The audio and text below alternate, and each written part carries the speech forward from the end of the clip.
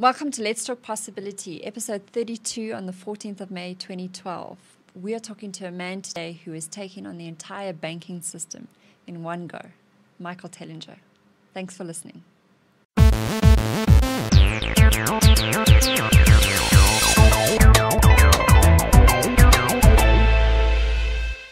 Good evening and welcome to Let's Talk Possibility, the show where we discuss what's possible when we explore ideas, challenge thinking, and inspire action. Yeah. Tonight we're talking to one man who's taking on the banking system. Michael Tellinger is an author, scientist, and researcher. He's also the author of Slave Species of God, and he is a self-proclaimed man who has spent most of his life standing up to authority and questioning beliefs that appear to be regarded as unassailable fact. Michael, good evening and welcome. Well, thanks for that amazing introduction. It's awesome to have you. I'm so excited to be talking about this. Yeah, Yes. Talani, you phoned me middle last week and said we've got a fantastic guest for our show tonight. Yeah. You got Michael a gap in his very busy diary. Just before he shoots off overseas to go and do a whole lot of talks around all sorts of things. Well, I'm glad to be here, and thanks for inviting me. And I hope we're going to shed some light on a few important subjects and thoughts. And as you said, there's so much we can talk about. But tonight we want to focus just on this exciting thing that's upcoming, which is your big court case. Yeah, court case against Standard Bank, the South African Reserve Bank, and the Minister of Finance. And it's a constitutional court case, and so we need to draw the distinction between constitutional court and just a normal, court of law, because a constitutional court is the highest court in the country. Yeah. That's where the laws are made that then get implemented into the bills and acts and the laws and into legislation. And it's a full bench of 11 judges, 22 clerks, a whole group of researchers added to that. And as of the 8th of May, all three parties sent us their notice of motion to defend. Yeah. So the game's on. As of the 8th of May, the game is on. And by the end of May, all the documents have to be in from all the parties, which includes us. I was doing some research last week, Michael. I mean, you've already prepared over 1,000 plus page affidavit. Yeah. Which has been in front of a court already? Well, aspects of it have been, yes. And unfortunately, the problem with the legal system, and this is where it really gets convoluted, what most people don't realize is what is the origin of the legal system that we have, and how is it linked to banks? And if you go, and I'm not going to go into too much detail because there's not enough time, but I just urge your listeners and your viewers to go and find out the origins of the legal system that we have. It all goes back to maritime law, maritime and admiralty law, and the legalese they speak in the courts is directly linked to the banks. So the entire system, the legal system we have, is set up to protect the banks. In fact, the bank is an extension of the legal system. The word banco, a bank, comes from the Latin word banco, which is linked to the court and all this. It's so convoluted. Currency, the word currency, currency, the movement of the water, flow of the water. Yeah. And you realize that we are vessels. We come through the birth canal. And when we are born, you have a passport to travel. Okay? You are a number. We are numbers that are owned by the state.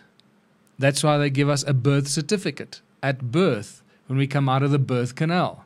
And we have a vessel that is moored in the port, and that's why they give you a passport. So I'm just giving you the some of the basics for people to go do some research. So the legal system and the banking system are intertwined to protect each other. Absolutely. What exactly is your beef with the banking system? Well, because the banking system is so protected by the legal system, virtually every person, there are exceptions, but those exceptions have been very well buried.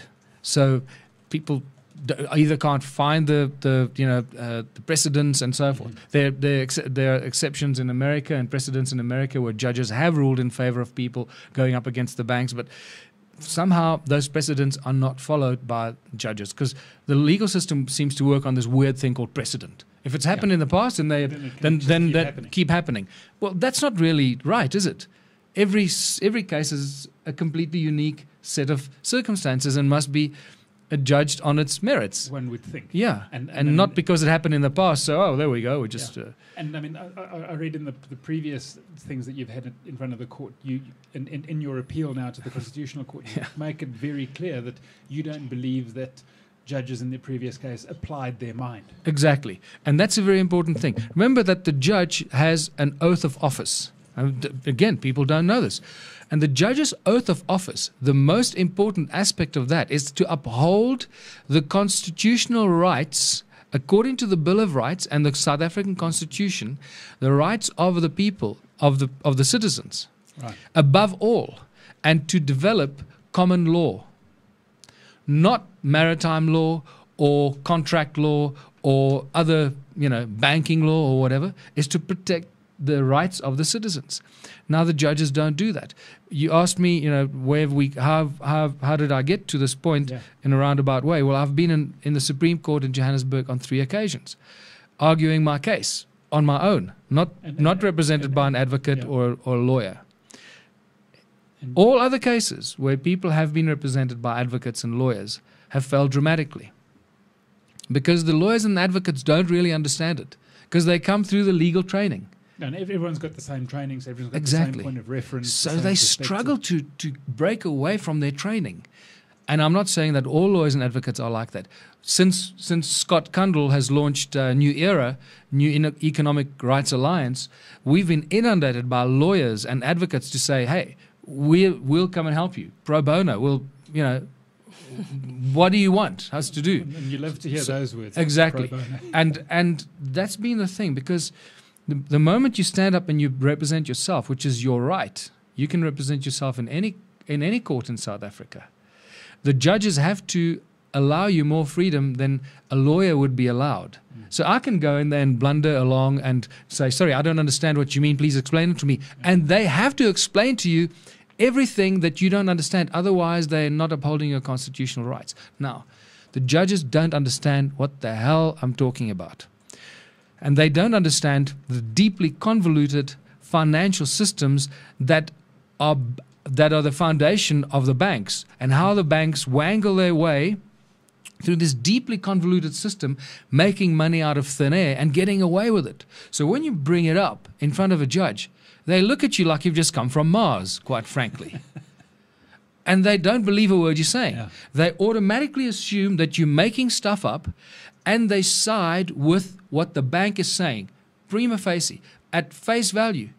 They don't do any research about what the bank is saying and what their arguments are. They just believe the bank as opposed to believing you.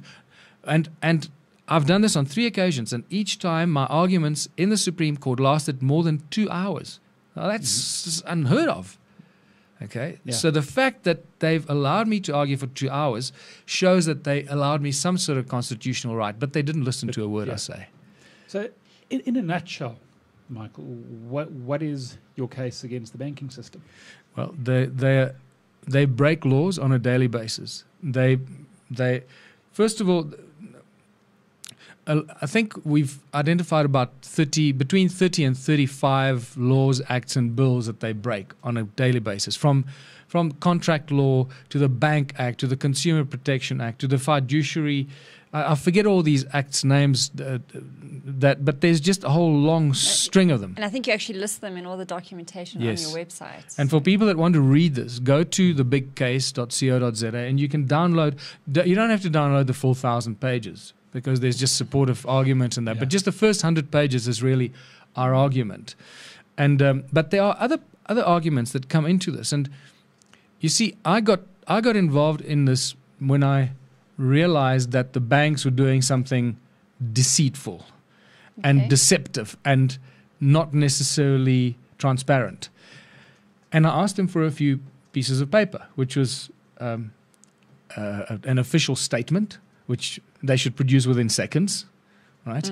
And a settlement amount on the bond that they said I was in arrears on. And they didn't produce the documents that I asked them for. So I asked them for the documents again. They couldn't give you a settlement amount on your bond? They refused, didn't not just couldn't, they refused to. I'm not kidding you. Standard Bank sent me an email saying, sir, we're not going to give you this information. But before we can give you that, you have to do this and do that, and you have to pay this and pay that. And I said, hold on. I'm making a decision here whether I should pay off the arrears on my bond or pay the whole bond off. Is there a discount if how does it work if I want to pay the whole bond? They didn't want to go even into that. You wanted to give your bank money. Yes. And they said no. So I started... And they couldn't even give you that documentation to say how much? Or? And not a statement. I said, I haven't had a statement from you for nearly a year. And then you realize what's going on. And that's when I went down the rabbit hole and there's no bottom. Right? And I realized that everything I've heard about, hearsay and about how the banks operate is absolutely true. They are law unto themselves. The legal system protects them. As I said, when you start arguing this in a court of law, the judges look at you like you're some freak. It's not possible because the banks are the banks. They must follow the law, and they don't check. I mean, we've had the argument, and that the banks, they break the Bank Act, the contract law, because you can't lend something that you don't have. Now, contrary to popular belief, banks do not have money. People think banks have money. They don't have vaults of money. They have some money, but not nearly the amount of money that they lend out. And so, when Standard Bank advertises on the huge billboard there in Joburg, 75 billion rand in home loans. If they're lending out 75 billion rand in home loans, they must, I think in South Africa it's about 20% they need to retain, that they need to have in cash reserves or something like that. I'm not exactly sure. But if you do the sums, I mean, their turnover isn't even 75 billion rand. Right? Yeah. So how can they lend out 75 billion rand in home loans if their turnover isn't even that much? So you start seeing it. Something strange is going on. And that's when you realize that they punch a bunch of numbers into a computer and magically create money out of thin air. And if you just listen to Stephen Goodson and various other shareholders and directors of the Reserve Bank, they'll tell you. And it's the Reserve Bank that's in cahoots with the banks. And then there's a whole lot of other stuff that goes on, like seniorage, where banks actually buy money from the Reserve Bank. So the Reserve Bank prints the notes, a 100 Rand note, and they sell it to the bank for about 50 cents. 100 Rand note, the bank buys for 50 cents. Okay. And then they give it out to the people at face value. And when they return it to the Reserve Bank, when it's been used up or scuffed up, they return it to the Reserve Bank at face value, not at 50 cents value. So they've just inflated and created money out of thin air. And this is a whole nother layer of deception that's going on behind the scenes. Now, clearly people don't know this. So all this stuff is going to come out in the constitutional court case. But the most important thing is that, so when I say that the first law of contract is, if you're going to promise to lend somebody something, you must possess it. Yeah. You can't say, well, I'm going to lend you this, and that's what banks do. So just to explain this to the people, what the banks do. You go to a bank and you apply for a home loan. They make you sign, as we all do, or a car loan, same thing. I want to buy a car. Student loan, all that stuff. Credit cards. The moment you buy, you sign that piece of paper, the application for a loan of any kind, that paper becomes what's referred to as a negotiable instrument or a promissory note. Right. Okay? That is really the true valuable instrument. Now, that the bank that uses. It's a promise that it's an IOU kind of thing. I promise I'm going to pay you back. Well, it's a promissory note that you're offering to buy something for X value, and you got a signature on it. Now, a promissory note fulfills the definition of what we refer to of a bill of exchange. Now people are going, what is he talking about? So let's just cut to the chase here. Banks do not work with money. The word money does not even appear in the definition of the Bank Act. Now that was a big surprise to me.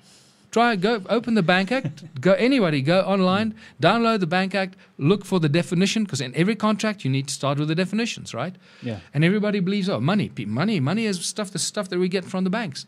There is no definition for the word money. But there is, however, a great definition for the word bills of exchange and negotiable instruments. There's a whole act called the Bills of Exchange Act. Banks work with bills of exchange. Money is just a fancy word they use for these pieces of worthless pieces of paper that are printed by the Reserve Bank or by the Mint, which is a private company, and the Reserve Bank is a private company, and it's got 70% foreign shareholders. Okay, it's a shock to the system. And remember, all the banks are privately owned companies. So which part of privately owned companies do you think the board of directors of all these private banks, what benefit do you think they want to give the people on the street? No benefit. They're worried about bottom line and profits. Yeah. Absolutely. Yeah. They want to make as much profit. They want to screw as many people as they possibly can out of as much money as they can, because that gives them great profits. And that's what happens. So, but I'm digressing a bit.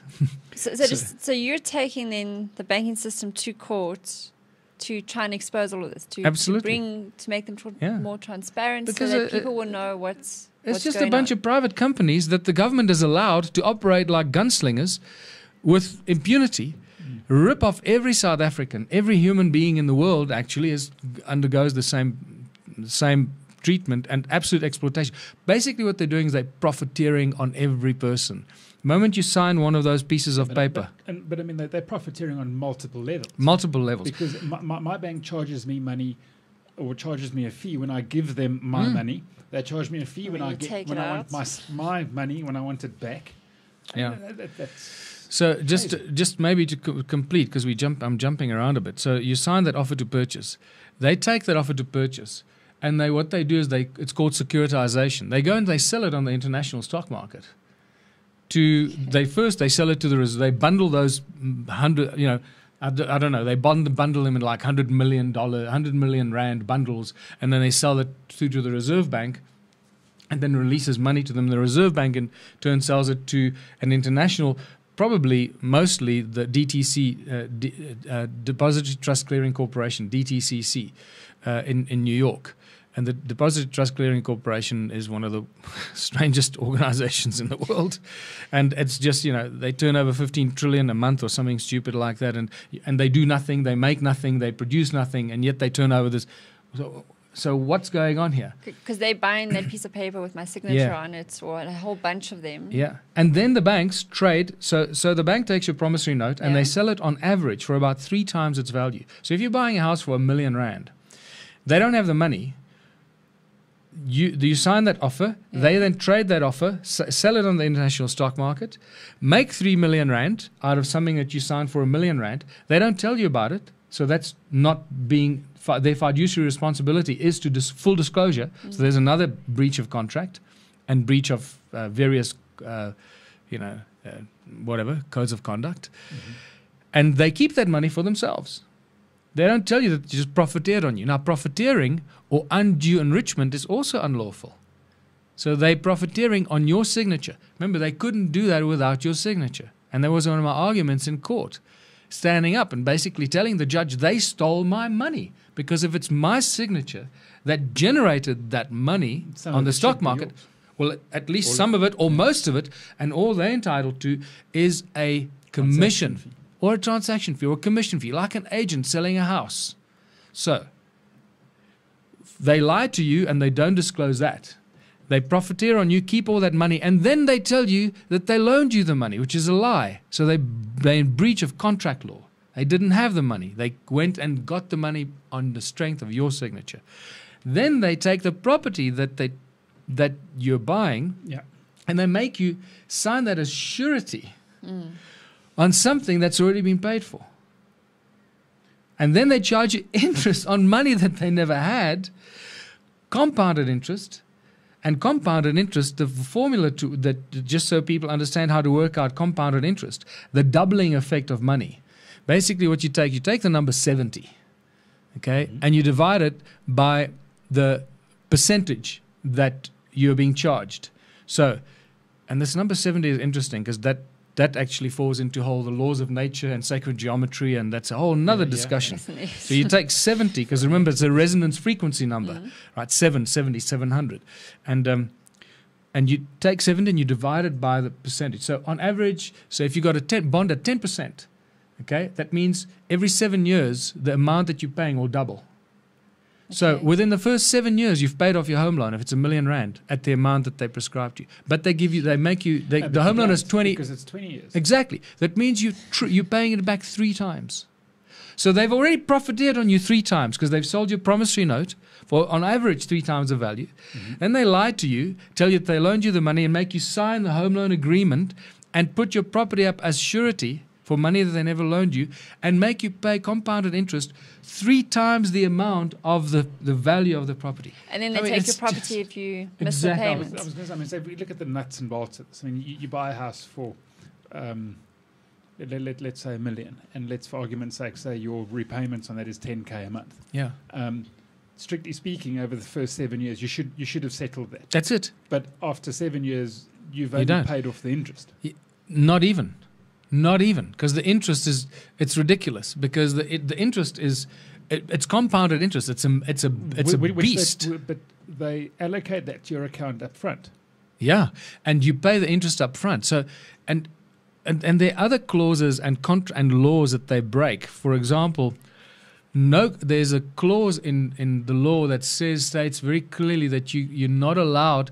No contract is allowed to contain some sort of a power of attorney, or what is the right thing? You see, I don't want to give the people the wrong impression here. So, let me go because I might express it in the wrong way. But it's very but clearly spelled out in our documents. Yeah. Okay. So all I want to say that it's just so complicated. And Yes. We're probably going to ask the same question I want to ask right now is, what's the point of doing all of this? So is it just to expose it? It's to expose it because what's happening is that, what we spoke about earlier, money has become the absolute tool of enslavement. Today, if you don't earn money, if you don't have a job, if you don't earn money, you're Can't homeless. You're homeless. You can't eat. There's no land you can live on because the government has claimed all the land, or it's owned by somebody. So that means you're going to be squatting. That means you're going to be breaking the law, and somebody's going to chase you off the land or something to that extent, and eventually you become a criminal. Yeah. By not having money, you become a criminal. Now that is just I mean, we can take it one step further. You become a criminal almost by not having debt, yeah. because nobody can afford to buy a place to live without incurring a substantial amount of debt. And remember what's happening now. So the system that we just described, the fact that people and the banks, lift and lower the interest rate as they want, when they want. It's a game they play. I mean, I've been wondering that for years. If the Reserve Bank drops the repo rate, so what's it now, 5%? Why are the banks still charging us 8.5%?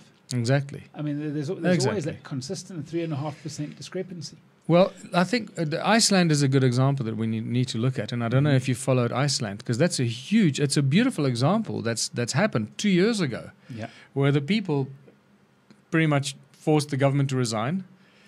They forced a referendum because Iceland was bankrupt 2 years ago, 2010. Right, yeah.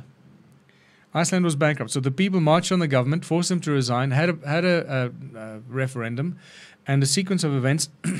They closed all the banks. They closed the Reserve Bank. They created a People's Bank. They told all the foreign debtors that were the debts that were created by the Reserve Bank and the banks. Those are not our debts. Those debts were created by the banks and the CEOs of the banks. Take your problem up with them. It's not our debts, because that's what the banks do. And this is what I want your listeners to understand. All the debts and the international debts that are created by the Reserve Bank, by the banks, are put on our backs, on the backs of the citizens of the country, to pay back those debts. And the government is, in most instances, involved in these international deals with banks that enslave the people to pay that back. We don't want the banks and the government to make debts on our behalf. Yeah, absolutely. So I think this is a great time to ask this question. We've got Chris who's online, and he in our chat room, and he's asked, is there anything that he should be doing now that will better protect him, or anything that he should be aware of? Yes, I think join New Era, first of all. Okay, which is New Era. Well, or go to the big case, the bigcase.co.za, and also please sign the online petition, because our intention is to have 100,000 signatures. We're sitting at about 15,000 signatures already, which is phenomenal. In a matter of a couple of weeks. In a few weeks. So remember, I believe that if we have 100,000 or more signatures, it's going to be very difficult for anyone to argue against us, because that is, constitutional cases and new laws have been made upon very fewer signatures than that, much fewer signatures than that. Okay. So becoming a member of the new era.org.za, and signing your petition is ways they can help. Yeah. But when protecting himself personally? Protecting himself is, it all depends what he wants to protect. Does he want to protect his house being taken away from him, or his car? This is what New Era will tell you to do. And and this is very clever. You need to do this.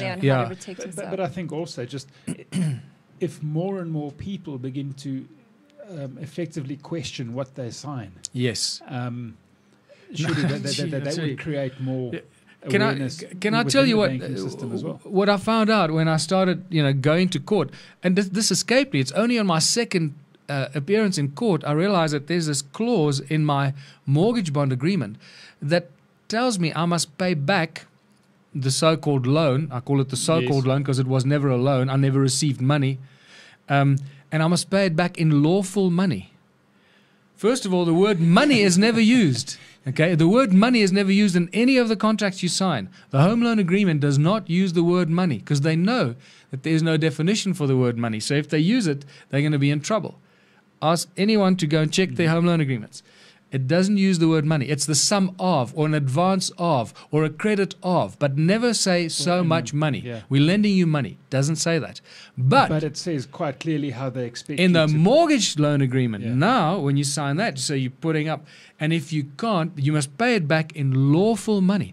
Now, what is lawful money? Lawful money is defined as treasury bonds, government treasury bonds, gold or silver.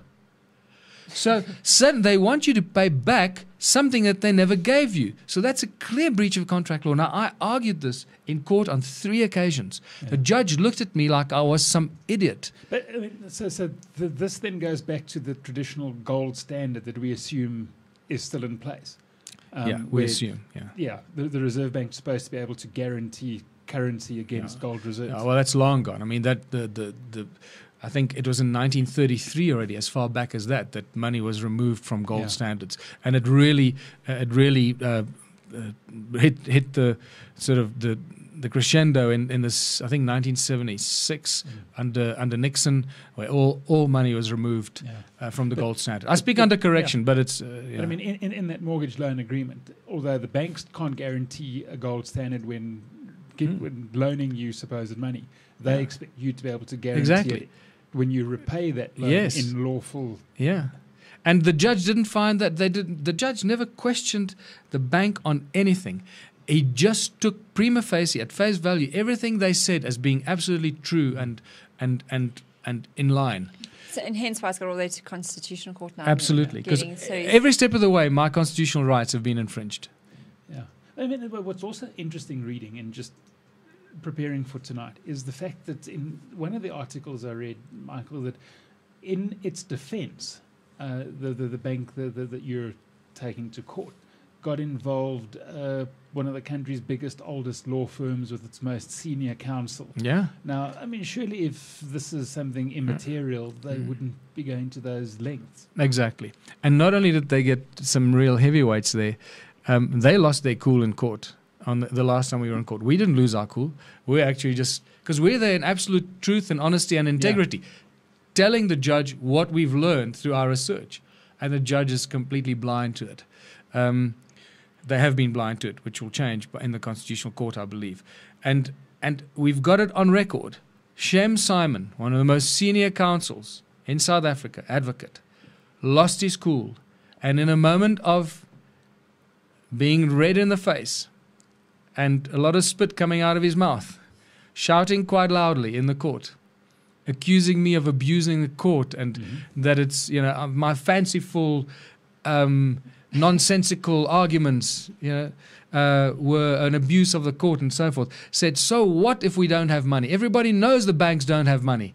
Everybody knows that the banks create money through debits and credits. Everybody knows that banks practice securitization. And you have this on record. Oh, absolutely. And the whole court of probably about 100 people that were there in my support, everyone's waiting for the judge to go, Oh, really? I find that interesting. So explain to me the fact that the banks don't have money. Nothing. The judge sat there like a puppet, as if he was paid off or something. It was unbelievable. Didn't once. And well, I'm taking my ask a hats off question. for you for actually going ahead with this to go and try and make this much more public and, as you say, change the actual system. And that, I think, was for us the possibility story here, is that one man is challenging such a vast and what's the word, almost embedded system in our society. It is. Money is an unassailable religion. No, very few people challenge money as the absolute tool of enslavement, or this weird religion that we've adopted and we're happy with. Well, we're not happy with it, but we don't challenge it. There's a lot of people unhappy right now in it. So maybe to end off, the question to ask is, do you believe it's possible that you'll win this case? I don't only believe it's possible, I believe this is the time. We live in the times. We're going through 2012. It's a huge, energetic shift. And for people that still don't believe that, I'd just say to them, go and do some research. 2012 is not the millennium bug thing. Because what's interesting in the last few weeks is there's court cases now in other countries exactly the same what you're doing. There's other people in other countries that are... It's huge. And just also remember that we believe that we're going to change the banking system. The Constitutional Court has an obligation to change the law based on greater public perception and the will of the people. So their obligation is to the people, not to the corporations, to uphold the constitutional rights of the people of the country.